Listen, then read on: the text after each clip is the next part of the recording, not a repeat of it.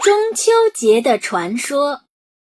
中秋节有许多传说，嫦娥奔月、吴刚伐桂、玉兔捣药等等。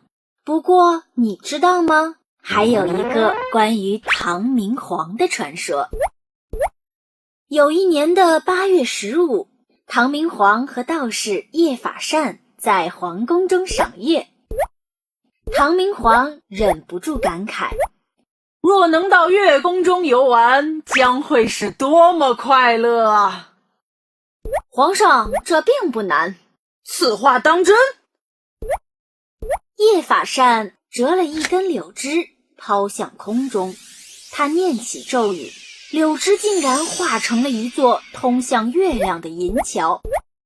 唐明皇又惊又喜，他踏上银桥，不一会儿就来到了一座白玉宫殿前。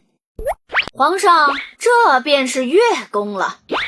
月宫里传来动听的音乐声，两人循着乐声走去，就看到一株巨大的桂花树，树下有白衣仙女翩翩起舞，骑着白鹤的仙人在一旁弹奏乐器。太妙了！这样的仙乐，这样的美景，只有天宫里才能欣赏到啊！